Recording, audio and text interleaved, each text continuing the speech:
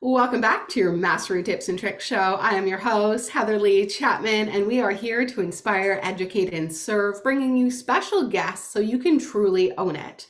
And today we have Shabnam, who I'm super excited for you guys to learn about her mission and what she's up to. May it inspire you that we can create and birth the world of unity consciousness.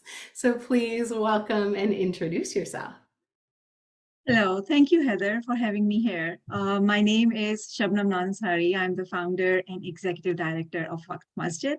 It's a registered charity, and the overall aim of the charity is to connect humanity together, centering on volunteering. What sets us apart is not to volunteer through a middleman, through a local charity or through a church or through a hospital, but to volunteer for and seek help from each other.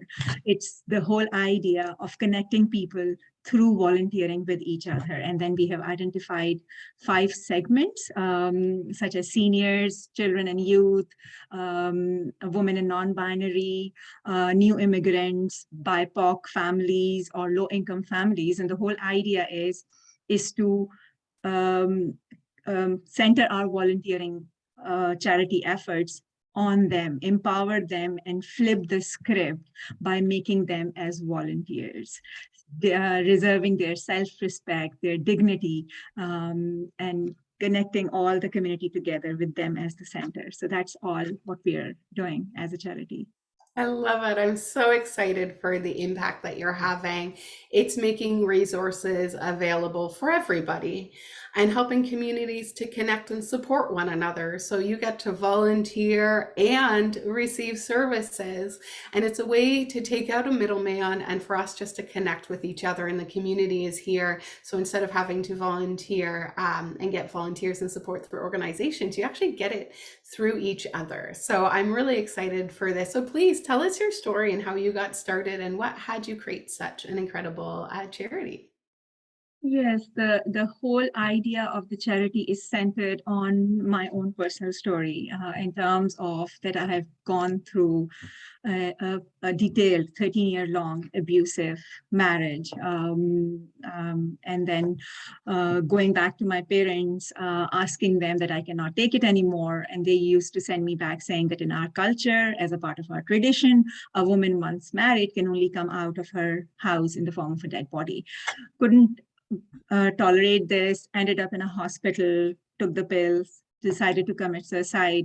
The doctors found torture marks on my body. They called up my family, and my parents sent the police back because they approached them asking for press charges against my ex. Not only they sent them back, but they sent me back. This is the type of culture that I grew up with. The first time I decided to do something about it was when my eldest, an 8-year-old girl at the time, she asked me, Mama, why? I just needed that push, that small push, to really fight it out in the system. I went through the courts. The lawyer said that now the law has changed. You're lucky. You will get the divorce in 3 months' time. But what I realized was that the law has changed. The practice was not. I entered into a 3-year-long legal battle, character assassination, end-to-end, changing of lawyers because he used to bribe the lawyers, family pressure. At the end of the 3-year period, when I got the divorce, I had given up on the system.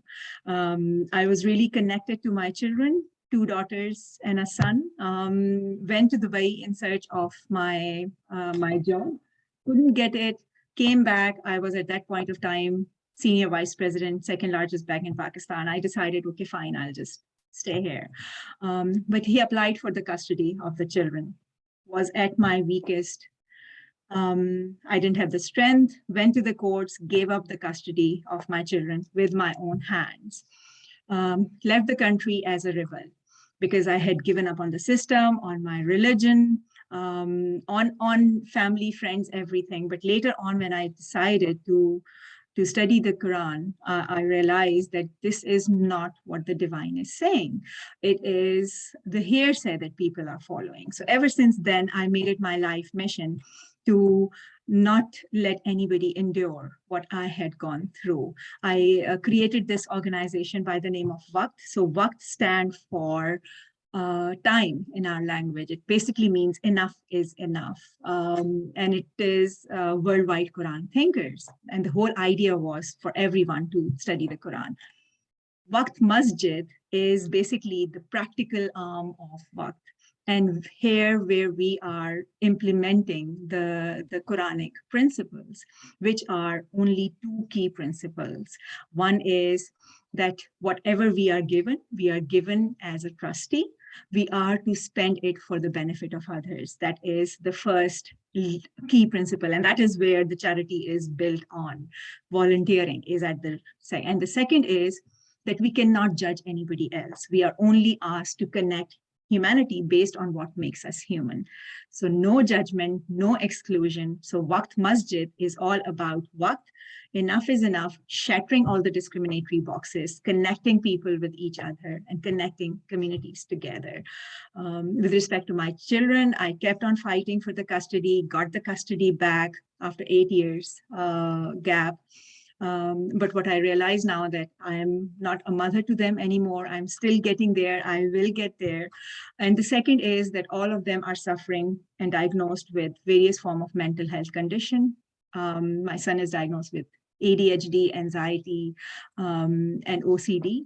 And it just gives me a reason to, because when I was going through all of that, I used to ask me, why me? And now I'm able to connect it to a bigger purpose that I have found through all of this, that I am decided to build this charity, to do whatever we are doing. And the whole idea is so that no mother has to go through what I went through. Nobody in the community feels isolated, feel disconnected.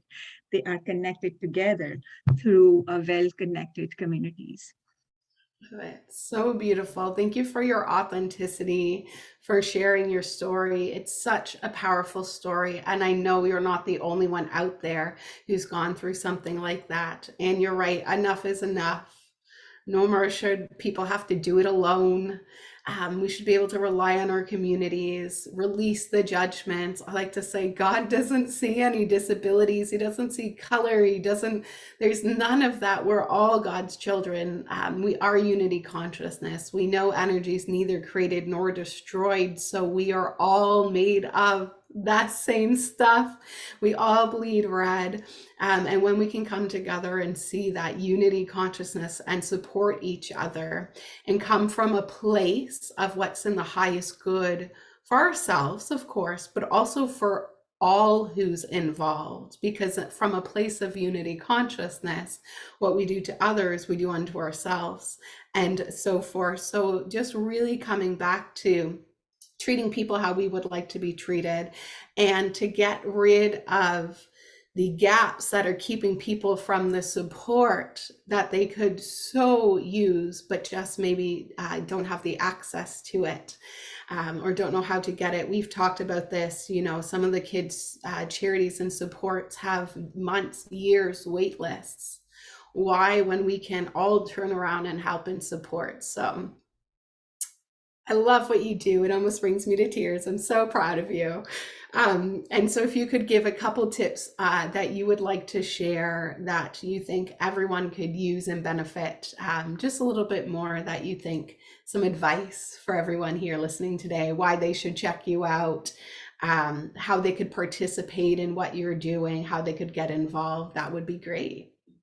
Yeah, so there are basically 3 to 4 different ways. The first one is that it is the website that we have, the charity's website, waqtmasjid.com, is basically a marketplace for volunteering. So if you have time, if you have skills, if you have whatever you want to give help to or volunteer for those who are living around you, I would ask you to come on board register yourself as volunteer and offer these services. In terms of these services and skills, they are of wide variety. So even if you think that you do not have any skill that you can give, you do not have any wealth or anything, you would still have time. You can still become a company buddy for a senior who might be isolated. You can still be an company buddy for a person who is feeling isolated and alone. And that company buddy can be even on the phone. So it does not take much.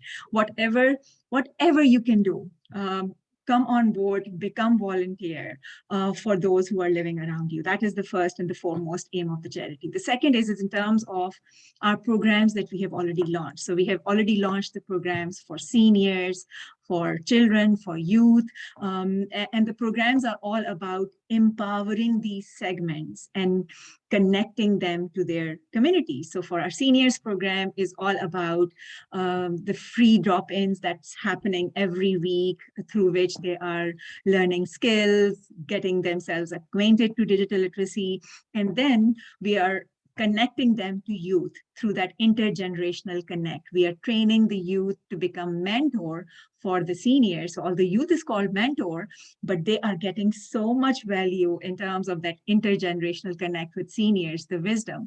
And then there are other programs that are in the pipeline, such as empowerment beyond boundaries for women and non-binary.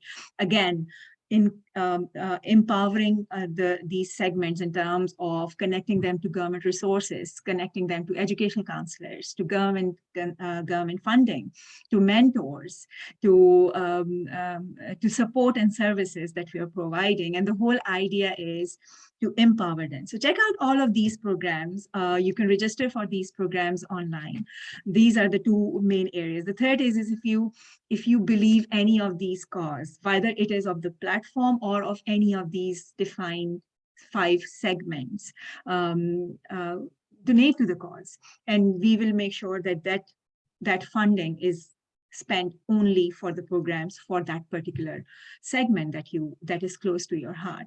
And the fourth is we're looking for collaborations and partnerships. So where we all come together, and where we all come together can be done in terms of joining us as our team. So in our opportunities section, you can see all the positions that is available for working with us or collaborating with us. So you can collaborate with us in any ways and means possible, wherever you think you can add value to the charity's cause and help in connecting resilient and stronger communities.